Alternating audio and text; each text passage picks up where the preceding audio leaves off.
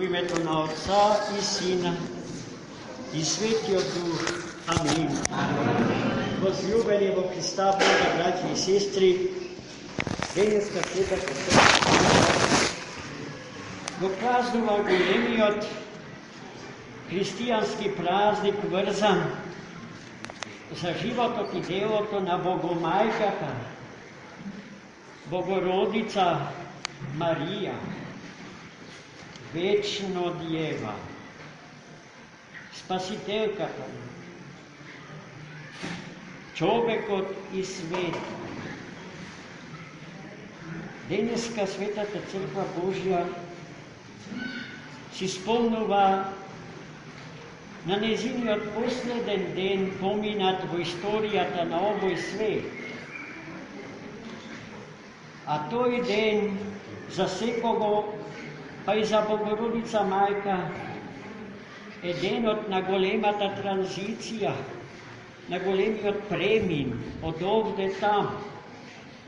Тоа е денот во кој што секој човек, па и Богородица Мајка, бидејќи е по тело човечица и бидејќи е човечица природно зачната и родена, го носи и лошото наследство, наследство на првородниот грех, и поради што за неа никој никогаш не може и не смее да каже дека е безгрешно зачната и родена. А токму тој греб е гребот на западната мариологија, со кој што ние никогаш нема да се согласиме. Но, тоа што Богородица Мајка ја прави, тоа што е над сите во родот човечки, веднаш од десната страна на својот Син, нашиот Бог и Спасител Христос, е незиниот безпрекорен живот, за кого што можеме да кажеме дека е безгрешен, таа не знае за свој личен грех, за собствен грех, тоа што ние во изобилие со тони сме го насобрале во себе си. Таа за тоа не знае и тоа го нема, и со такво наследство не ја бремени Светата Црква Божја и нас, незините члени. Но што точно денеска се случи во Ерусалим, во најсаканиот град на нашиот Господ и Спасител? Денеска, почитувани браќа и сестри, денеска, овој ден, времето на овој ден, за своја генеза го има денот на Христовото распетие на крстот. Сетете се, тогаш кога висеше на крстот закован, со рацете и со нозете врз честното и животворно древо Господ. Тој ке се сврти на кај најсаканиот ученик свој Јован, Богослов и евангелисти, ке му каже: еве ти мајка, покажувајќи на Богородица мајка. А потоа ќе се сврти на кај својата мајка, Богомајката Марија, и ќе ја каже: еве ти син. И уште пред да не остави, тој ќе и обезбеди на мајката своја, ќе ја обезбеди грижата на големиот апостол и евангелист Јован, грижата за неја.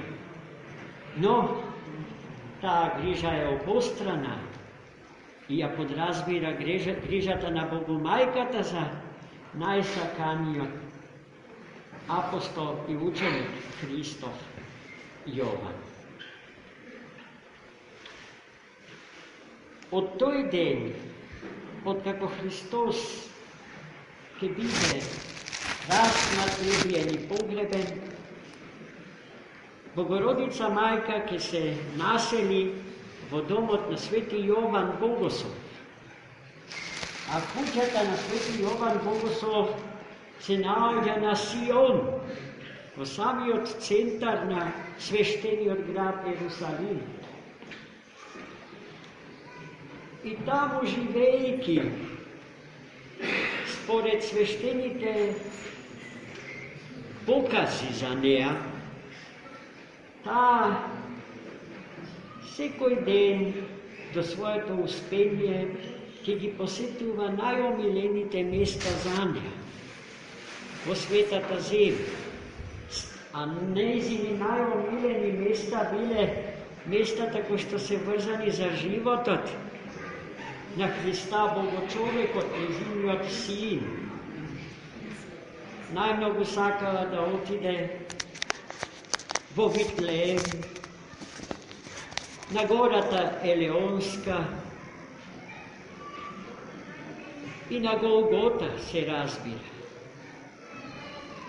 Тоа го правила многу често, а многу ретко ги напуштала светите предели на светиот Израил, на земјата израелска.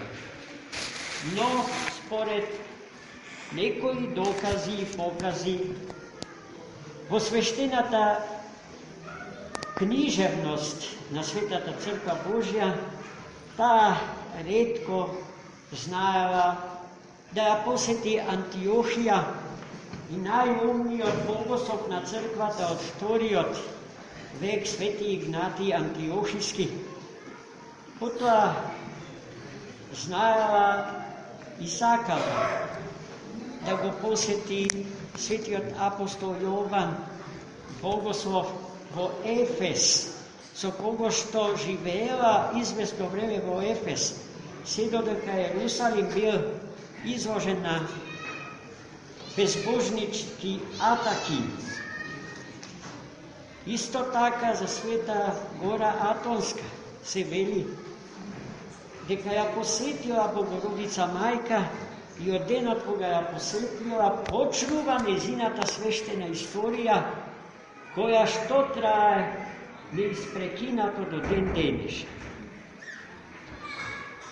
Но, како што течеле годините на нејзиниот овдешен живот, таа се повеќе сакала да се пресели во царството на нејзиниот син, во небескиот Ерусалим. И тие молитви му ги принесувала нему во гората Елеонска, а гората Елеонска е местото на неговото свето вознесение. И најпосле Господ ги почу нејзините молитви и соопшти дека за 3 дена од денот кога светиот Архангел Гавриил и соопшти ке го напушти овој свет. И Светата Богомајка молитвено се подготвувала за тој ден. Но пред да се случи тоа, таа посакала да ги види сите ученици на нејзиниот син, на Христос. И Бог, Христос, вистински Бог и вистински човек, ги почу молитвените барања на својата мајка. И на чудесен начин сите ученици негови ги донесе во Ерусалим, така што тие пловеле по воздухот, како што во нашиот чудесен манастир Свети Гавриил Лесновски тоа се прикажува ликовно. Ликовната представа на тоа патување на апостолите од сите краишта на Васеленава во Ерусалим, како да се ставени во благодатни модули кои што патуваат низ воздушестите простори на нашава планета. И сите стигнале во Ерусалим и Богородица Мајка ги прегрнала im kažala za причината поради која што се тие тука, ги утврдила во верата, ги утешила, ги охрабрила и ги подготвила за мисијата што требале да ја изведат во согласност со божествената икономија, божествениот домостој на спасението на човекот и на светот. Во денот кога Светиот Архангел и го објавил денот на нејзиното успение, таа од Архангелот била дарувана со една палмова гранка. Во денот на нејзиното упокојување и погребение, таа гранка ќе биде носена на почетокот од свештената поборка, погребна литија со мртвото тело на Пресветата Богомајка.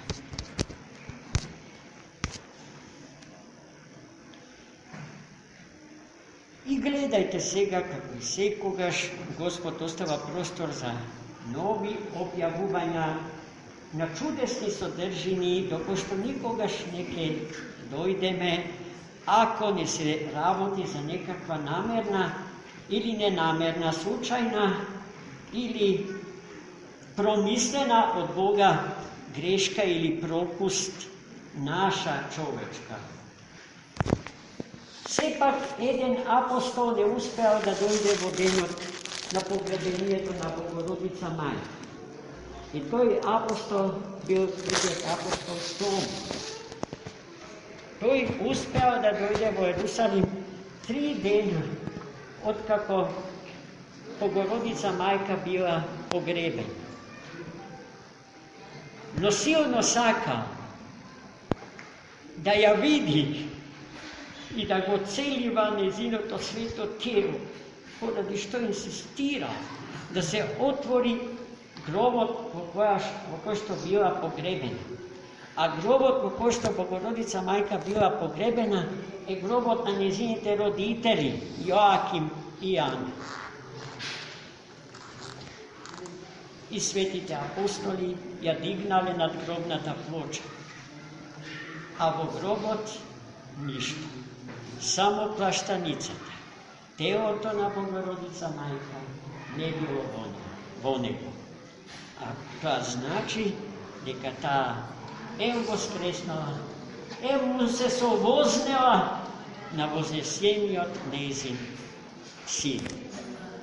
И таа е таму, каде што ќе треба и ние да отидеме. Но не без заслуга, не без подвиг, туку со пост и со молитва, со самооткажување од себе се страстните и смртните, имајќи ја токму неа за архетип на нашиот собствен живот, пример што треба да се следи. Таа оттаму и денеска се моли за нас, бидејќи никогаш и не била мртва. Затоа и овој празник не се вика празник на смртта на Богородица, туку на нејзиното успение. А успение доаѓа од зборот сон, заспивај. Богородица Мајка заспа. И нашата смрт треба да биде тоа. Успение, воскресение и вознесение со нашиот воскреснат и вознесен Бог и Спасител Исус Христос. Амин. Години честит празник.